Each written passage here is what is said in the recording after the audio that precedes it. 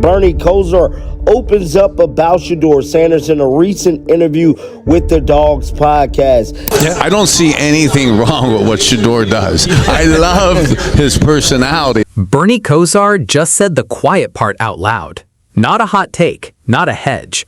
A Browns legend, sitting down in Cleveland, looked straight at the camera and told the whole fan base exactly who he thinks should be starting Week 1. And it wasn't Deshaun Watson. Now that clip is spreading everywhere, and the Browns front office has to be feeling the heat, because Kosar didn't stop at "I like the kid." He broke down the tape, the circumstances, the whole case. And once you hear it, you'll understand why this is suddenly the only conversation in Cleveland. Let's set the scene, because context is everything here. Bernie Kosar is not some random analyst chasing clicks. He's the guy who quarterbacked the Browns to 3 AFC championship games. He's the standard Cleveland measures every quarterback against, for better or worse. So when Kosar talks quarterbacks, this city listens differently than it listens to anybody else.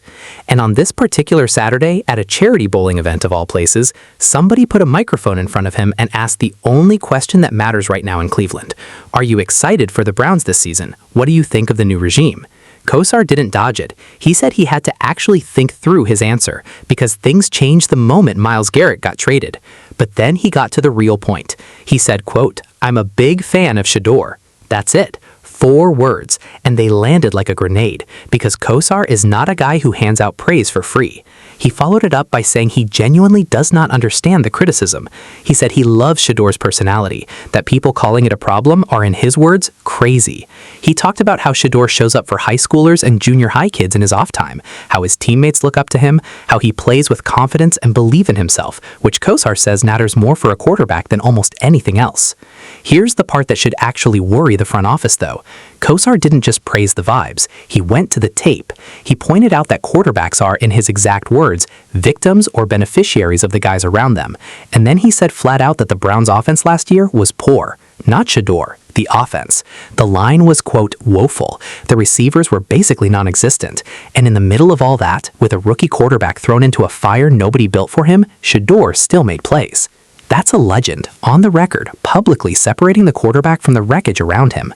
And once a Browns Hall of Fame level name draws that line in public, it becomes a lot harder for anybody in that building to quietly hand the job to Watson without explaining why they're ignoring what Kosar just said. We have to on Dogs podcast.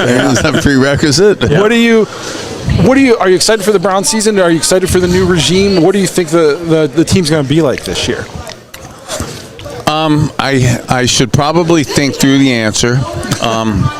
It's altered a little bit since Myles was traded. You know, that makes things from I think a player. I'm a wannabe psychologist as an old man now in the fourth quarter of my life and stuff. And I'm a big fan of Shedeur. Stop right there for a second because that line alone is the headline. But Kosar wasn't finished. He went deeper, and it gets more pointed from here. Kosar then did something most analysts won't do. He put his own credibility on the line about roster building.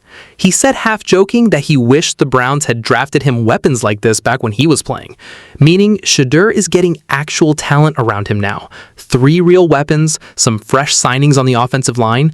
Kosar said he's genuinely looking forward to seeing what Shedeur can do with real pieces after doing what he did with basically nothing. And then Kosar got brutally honest about himself.